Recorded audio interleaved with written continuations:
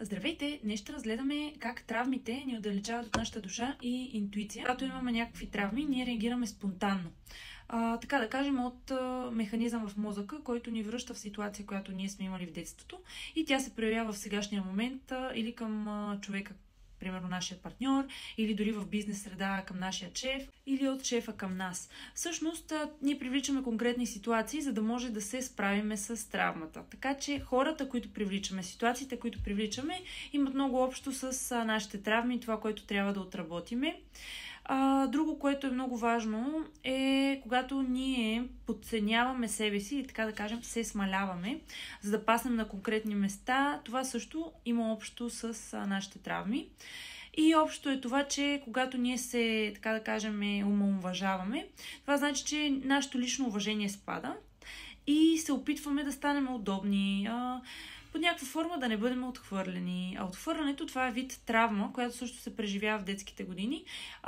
И бих казала, че най-ясно и най-тежко се изживява от 0 до 3 годинки. Тогава детето нелогично възприема нещата, чисто емоционално. И дори майката или бащата да каже сега не мога, детето много често го приема като голяма криза и по този начин всъщност се маркира тази травма, защото то е на чисто подсъзнателно ниво и остава като една черна точка в подсъзнанието, която през годините просто привлича такъв тип хора, които по някаква форма, дори несъзнателно, да ни отхвърлят, да ни избягват. Нали? Просто ние за да се да усетим, че там има нещо, което трябва да отработим.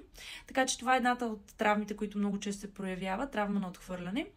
За по-конкретен пример в тази ситуация може да бъде човек, който пише на друг и просто не получава обратен отговор. Тук човека може да чувства точно травма от отхвърляне, от неприемане и в следващ момент, когато тези двама човека се засечат, да се усеща на такова напрежение, нали, неудобство.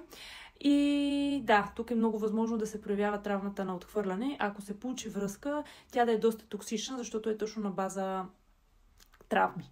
И тук е много важно да отбележим, че отработването на тези задържани емоции и травми е само единствено наша и хората, които ни се изпращат, дали ще е съседа, дали ще куриерът, без значение, те са едни доставчици от Вселената, които да ни напомнят, че всъщност нашите емоции са изключително важни и травмите привличат ситуациите.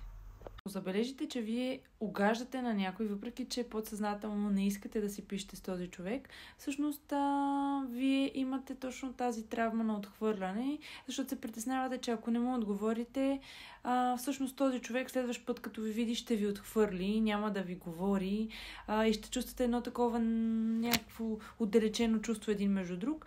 И да, тук се проявява травма на отхвърляне, която има и двамата човека. И на този човек, който не получи отговор, и този човек, който насила отговаря, въпреки че не иска, нали, да поддържа контакт или някакви отношения с човека, но просто иска да бъде одобрен и приет. Тук и в двата случая се наблюдава точно тази травма на отхвърляне и ниска самооценка, като е препоръчително да се отработи травмата и да се работи изключително много за лично уважение, лична любов и повишаване на самооценката. Друга травма, която се среща също доста често, е травмата на справедливост. Това е когато човек се опитва да се доказва, да се показва. Много често в речника на тези хора можете да чуете: това не е справедливо, аз търся да има ред, да има структура, нали, аз съм прав, това е също една от думите. И всъщност тези неща пак са на подсъзнателно ниво и се проявява там някъде, където човекът е бил отхвърлен, плюс е проявено към него несправедливо отношение. И тези травми няма как да се отработят само на вербално ниво. Трябва да се работи с подсъзнанието. Също така да отбележим, че травмите се запазват и в нашето тяло, като блокаж, симптом, болезнени точки и черни точки на конкретни места в физическото ни тяло, така ще го нарека. И те трябва задължително да се отработят, за да може допълнително да допринесем за освобождаване и подобряване на нашето емоционално и подсъзнателно състояние. Мили хора, сега стигаме и до важната част. Да кажем, че когато всъщност тези травми не се отработят, те много често ни отделят от вътрешните усещания, тъй като ние реагираме първосигнално от травмата, дали към партньор, дали към деца, дали към конкретни ситуации. Ние нямаме субективното виждане и тази емоционална свобода, а просто говориме и общуваме чрез травмите.